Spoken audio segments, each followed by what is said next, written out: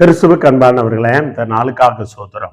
இந்த நாளில் யோவான் 5ஆம் அதிகாரம் 5, 6, 7, 8 வசனம் வாசிக்கிறோம். 38 வருஷமாக வியாதி படுக்கவர்களை ஒருத்தர் வியாதி படுக்கையில இருக்கிறார். பெதஸ்தா குளத்துல அவரை தூக்கி விடுறதுக்கு ஆளு இல்லை. அந்த குளத்துல சில நேரம் தேவதூதன் கலக்குவான். யார் முந்தி போறார்கள் உடனே அவங்களுக்கு எப்பேற்பட்ட வியாதியா இருந்தாலும் சுகம் கிடைக்கும். அவன் சொல்லுகிறான், ஆண்டவரே நான் போறதுக்குள்ள இன்னொருத்தன் நம்ம முந்தி கொள்ளுகிறான் என்று சொல்கிறான். அந்த வார்த்தை கேட்கிற தேவனுடைய பிள்ளைகளே, பல நாட்களா வியாதியில படுக்கையில இருக்கிறாயா, போராட்டத்துல இருக்கிறாயா, பிரச்சனையில இருக்கிறாயா, என்னை விடுவிக்க யாரும் இல்லையே என்று சொல்லி நீ புலம்பி கொண்டு இருக்கிறாயா? இன்னைக்கு உன் வீட்டுக்கு இயேசு வருகிறா. இந்த வார்த்தை கேட்கிற தேவ பிள்ளைங்க, இன்னைக்கு இயேசு உன்னை தூக்கி விட போறா. எத்தனை பேர் விசுவாசிக்கிறீங்க? 7 வருஷம் 8 வருஷம் 10 வருஷம் படுக்கையில இருக்கிறாயா?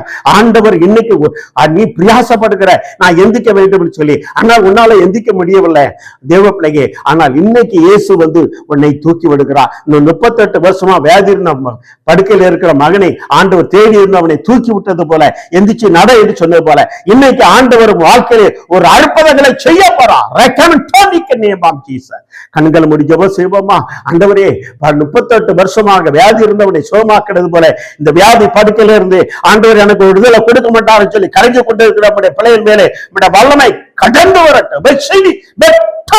நேம் ஆஃப் ஜீசஸ், இயேசுவின் நாமத்தாலே ஜெயம் எடுக்கிறோம் நல்ல தந்தையே. ஆமென், ஆமென், ஆமென். God bless you.